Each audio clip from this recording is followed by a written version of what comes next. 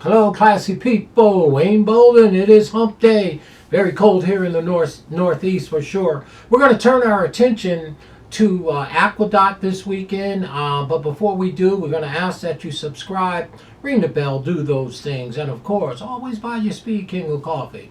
Going to try to get some work in this weekend for sure, see what's on the agenda.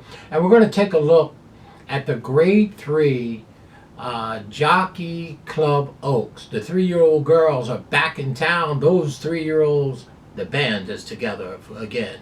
Well, we got a full field of 8 in this $350,000 Grade 3 race.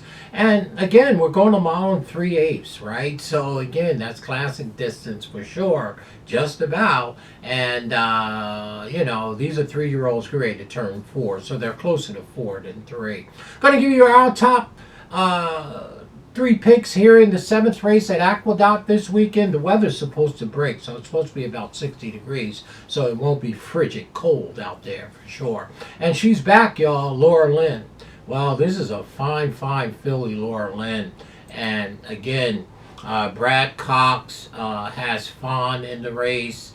And you can't help but to love her. But Laura Lynn is trained by Grand Motion, 5 wins from 6 starts in 1 second. So in 6 races, which is a nice body of work, 5 of them are wins and 1 second. So you have to go into the race thinking, this filly's never not hit the board.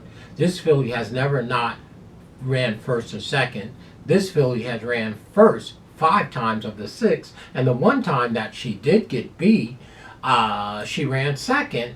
And that was in her last race, the Grade 1 race, which was an awesome race by her. Actually, it's probably her best race, and she didn't win the race, speed figure-wise. And she lost to Lush Lips, right? At a great price of 8-1, I believe, or 6-1 Lush Lips were. And beat her handily. But she's coming back now, and you have to believe that this horse is going to be part of the exacta, first or second or first, right? Hasn't run since October 11th. She'll be back in 4 weeks, 4.5 weeks, so she should have plenty of rest with her. And of course, Kendra Kamooch is up, who typically rides her, so he knows her. She is speedy in her own right, or at least close enough, right? So Kamooch should have a beautiful trip. She is by Zyrac, on the back end by Cape Cross, who's an Ireland bred and very good distance. So again, what more can you say about Laura Lynn? It's her race to lose. I would assume that she's going to be an extremely short price here.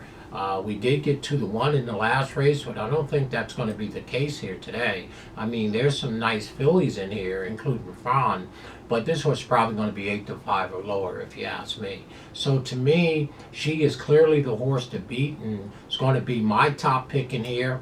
So the number 7 horse to me is clearly the horse to beat. Laura Lynn gets back to the winning ways. She's our top pick. She better be getting up, because the number 4 horse, y'all, Fran, right? Well, here's another filly. I'm surprised I didn't take her on top, and I just may flip it here, y'all, because Fran, the number 6 horse, I believe the number 4 horse, Fran is by one of my favorite sires of all time, Twirl and Candy, on the back end by Giant Causeway. Why did not put this horse on top? Got Flavian Pratt in the orange. It's Brad Cox, which makes Fran a merry horse. And Fran comes out a very good race on October 11th, the same race that Laura Lynn came out of.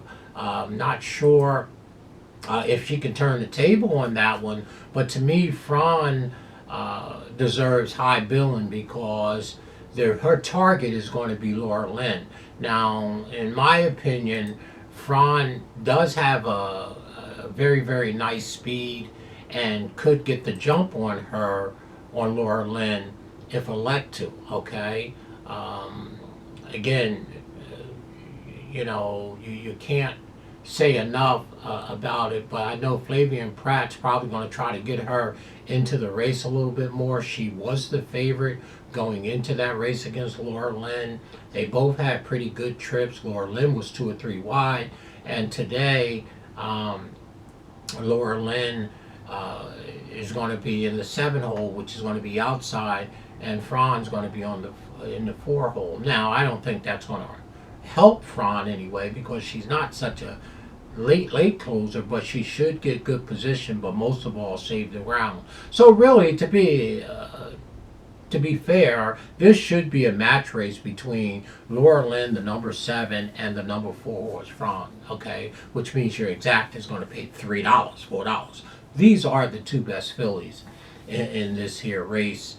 By far, if you ask me. I mean, something crazy would have to happen, in my opinion, for now, for not for one of them to get, for both of them to get upset.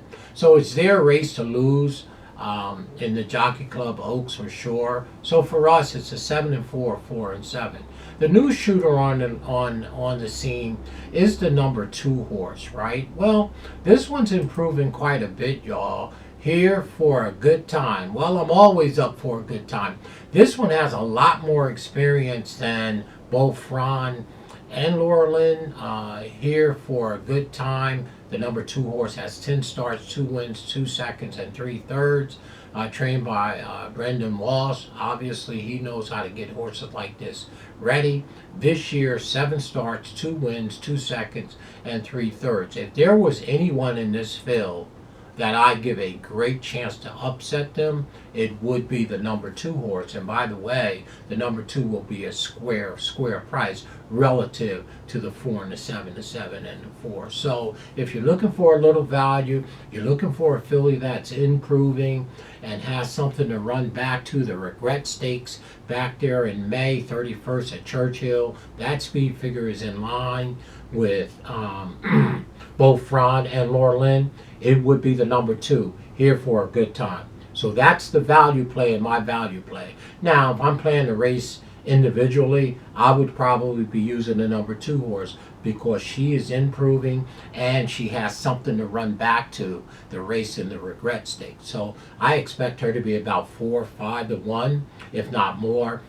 And those are our top 3 picks in here. Okay, 7, 2, 4, no, 7, 4, 2, just like that. But like I said, the 7 and 2, the 7 and 4, 4 and 7 are going to be extremely short prices. Who is the value play here? Our 3rd pick, the number 2 horse, here for a good time, who I'll probably take and stand with, playing small pick 3s around her.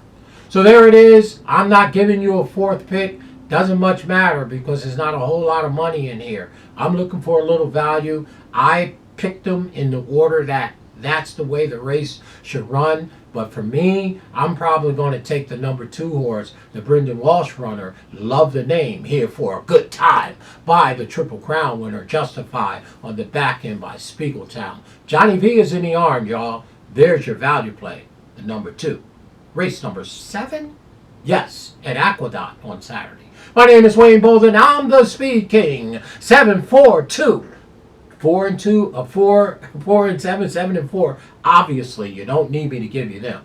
The one that I'm going to lean to is our 3rd pick, which is our value play of the day. Here for a good time. The girls are back in town. The band is back together. Let's take a shot with the number 2. Here for a good time. Well, we all know who you got to beat. Laura Lynn. Okay. Fran. Okay, we get it. So we did tell you that, we did pick it. But if I have to take a play in here in my pick 3s and pick 4s, I'm going to take the number 2 horse and hope I can upset the race with an improving filly who's got a race back there at the Regret that's just as fast as the 2 top horses. My name is Wayne Bolden. I'm the Speed King. We're going to lean on the number 2 horse as our value play, knowing we got to get around 2 big head horses in the 4 and the 7, the 7 and 4. Laura Lynn and Fran. We're going to try to beat them with the number 2.